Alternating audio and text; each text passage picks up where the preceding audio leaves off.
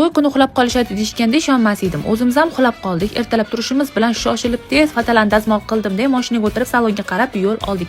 Lekin yo'l bo'yi salonga borguncha ham faqat qizillarda to'xtadik. Ishonasizlar, hech ham bunaqa bo'lmagan. Kech qolib bordik salonga. Salonga yetib borishimiz bilan Umid opam bizani zo'r kutib oldilar. Настроениямizdan tushirmasdan 1 soat kutgan bo'lsalar ham, lekin hech ham indamadilar. Salonlari juda ham chiroyli, akkuratni, hamma narsalari original kosmetikalar. Umid opani tanlaganimizdan adashmadik, chunki qaranglar, kelinni shunaqa chiroyli, nejniy qilib qo'ydilar.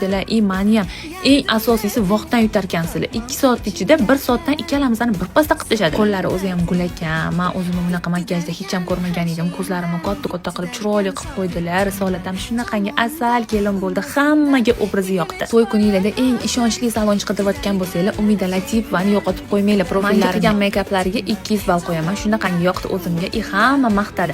Kelin yangi bo'lib orqada bitta o'zim katta mashinada maza qilib ketdim. To'yxonaga borganimizdan keyin faqat ayollardan iborat islomiy to'y bo'lgani uchun ayollar maza qilib o'ynashdi o'zi. Kelin yangi bo'lish o'zimga ham yoqib qoldi. Ozgina qiyinchiliklari bor, lekin hammasi juda ham chiroyli o'tdi. Sizlarga qanaqa to'ylar yoqadi? Faqat ayollardan iborat bo'lgan to'ymi yoki zamonaviy to'ylarmi?